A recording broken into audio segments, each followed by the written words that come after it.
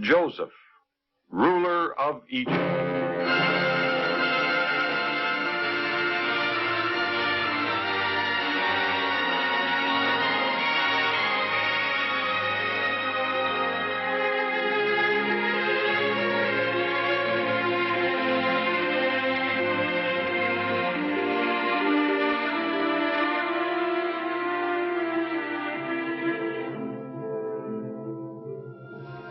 Egypt, land of the river Nile, of pyramids and mighty pharaohs.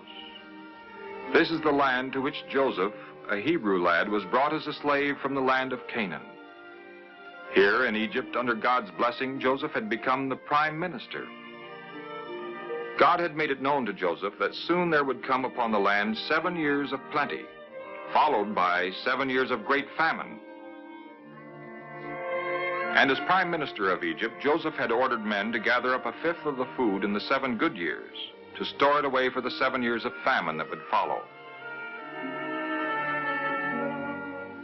Throughout the land, the storehouses of Egypt were filled.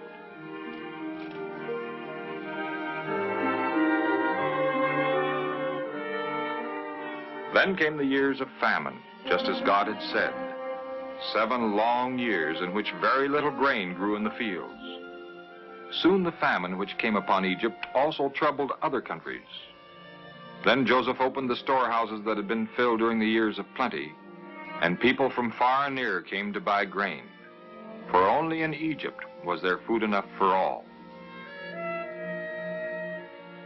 Meanwhile, the effects of the famine were being felt also in the land of Canaan, where Joseph's father and brothers lived. There's hardly any grain left and no more grass for the cattle. We'll have to do something soon. Our supply of grain has never been so low.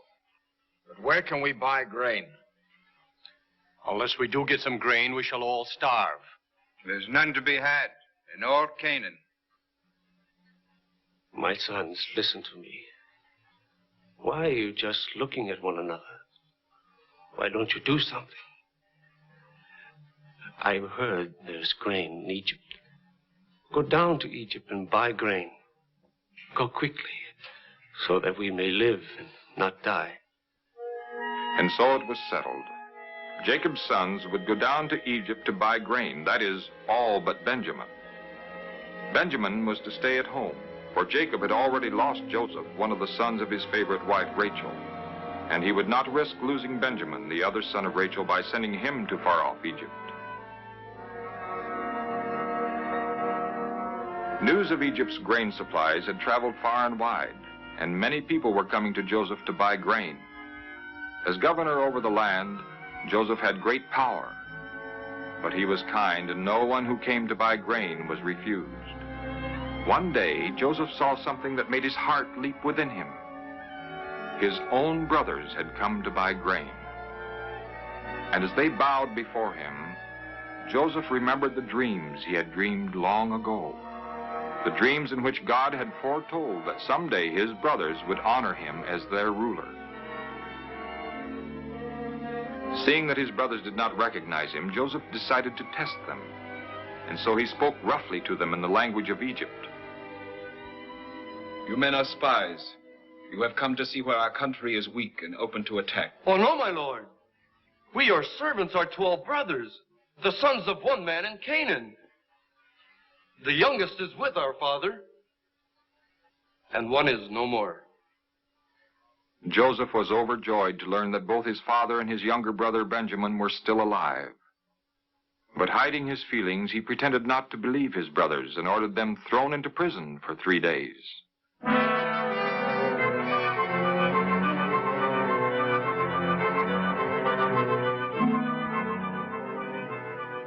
At the end of the 3 days, Joseph spoke to his brothers again, still using the Egyptian language.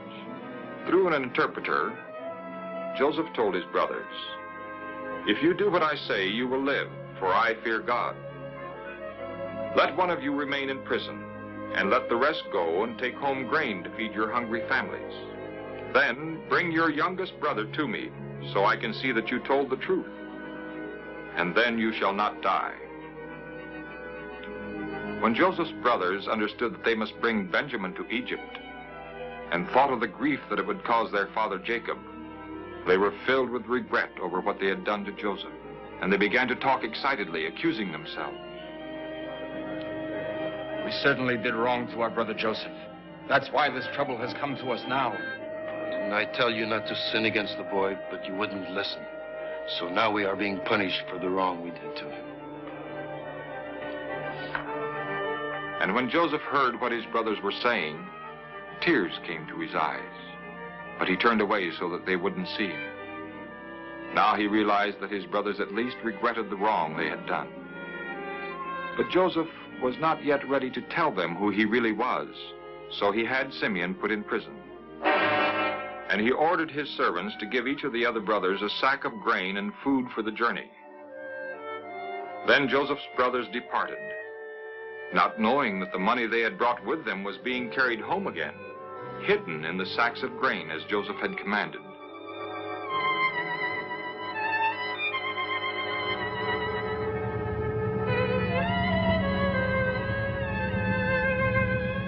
That evening, when they stopped at an inn on the way home, one of the brothers opened his sack of grain in order to feed the pack animals, and what he saw in the sack filled him with fear. Brothers! Brothers, come here!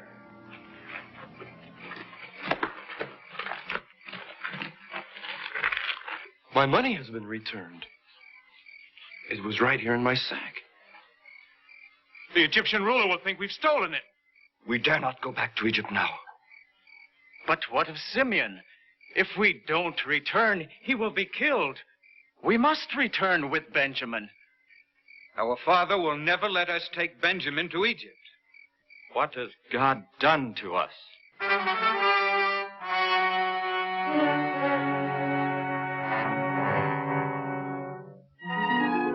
As the brothers had expected, Jacob was shocked by the report of what had happened in Egypt, and he didn't want to hear a word about their taking Benjamin to Egypt. You are taking my children away from me. Joseph is no more. Simeon is no more. Now you want to take Benjamin away. All this is happening to me. You may kill my own two sons if I do not bring Benjamin back to you.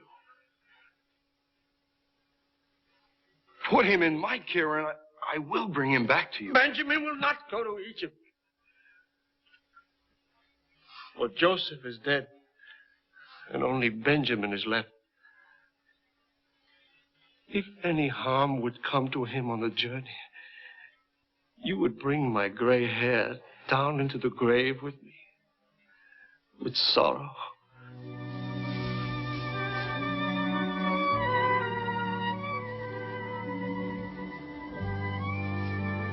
So the months went by, and the famine continued.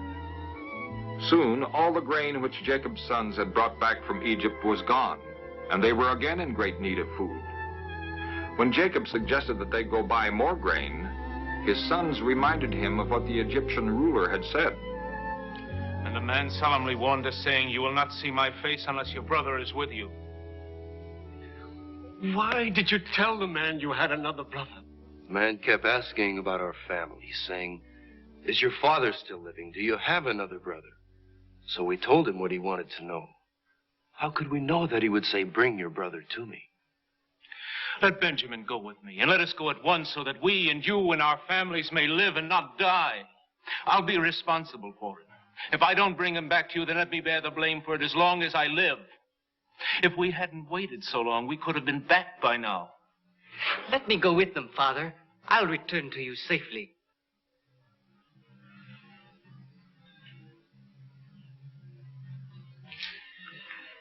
If it must be so, then do this. Get some of our choicest fruits and bring them to the man as a present. And also take with you twice as much money as was returned to you in your sacks. Perhaps there was a mistake.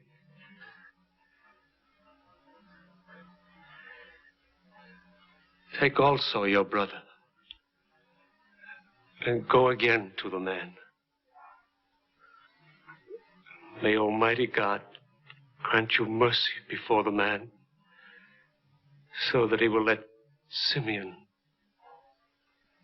as well as Benjamin, come back with you?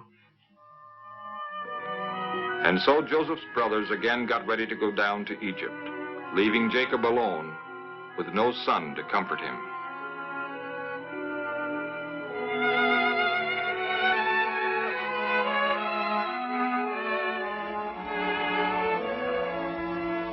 This time, the welcome that Jacob's sons received in Egypt greatly surprised them. They were treated royally and told they could keep the money they had brought with them. Moreover, they were invited into the ruler's palace to await his coming and dine with him.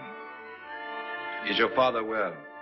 The old man of whom you spoke, is he still living?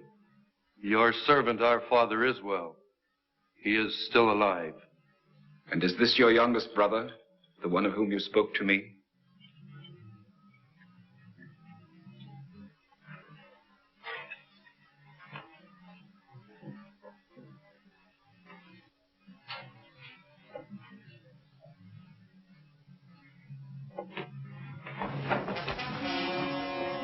These men of Canaan were frankly puzzled. They couldn't understand the strange behavior of this Egyptian ruler, his unexpected kindness to them, his affection towards Benjamin, and now his sudden departure from the room. It was all very strange. But more surprises were to follow. A feast was prepared for them, at which each brother was seated according to his age, from the oldest to the youngest. And afterwards, all of them were sent safely on their way with bags of grain, even Simeon, who had been released from prison.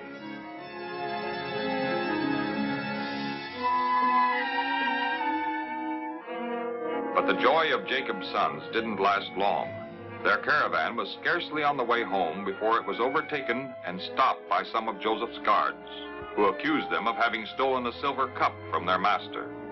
The brothers protested in vain, inviting the Egyptians to search their sacks, promising that if the cup were found in anyone's sack, that one should die, and the rest would be slaves.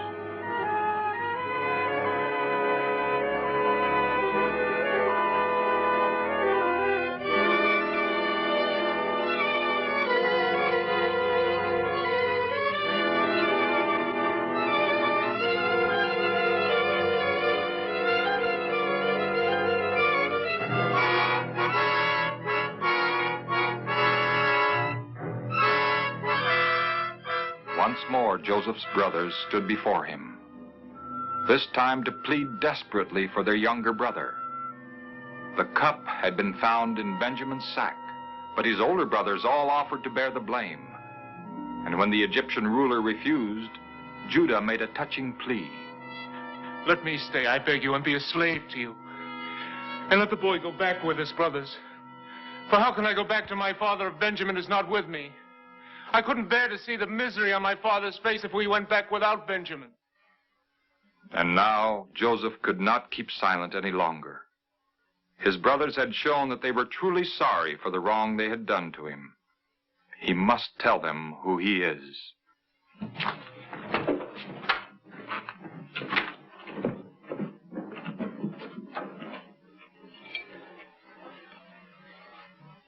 I am Joseph.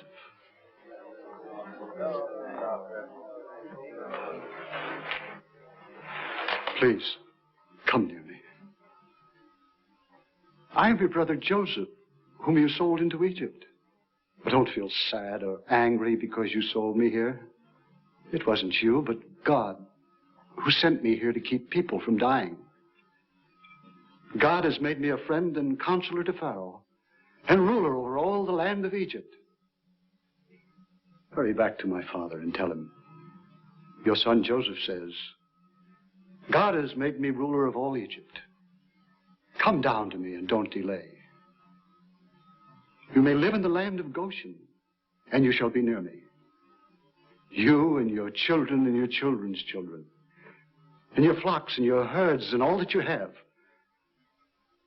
And there I will take care of you.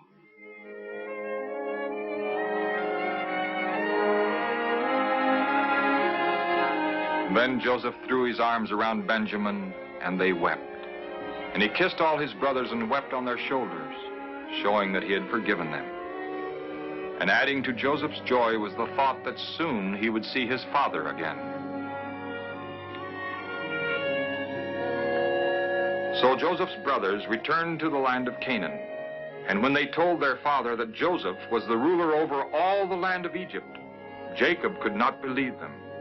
But they showed him the gifts that Joseph had sent and the wagons to carry all their families back to Egypt. And at last Jacob accepted the happy news that he would see his beloved son Joseph again.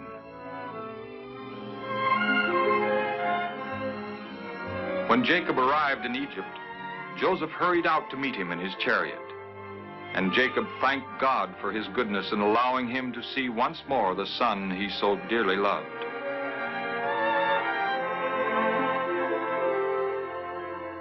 And in this moment of happy reunion, Jacob remembered what God had spoken to him back in Canaan.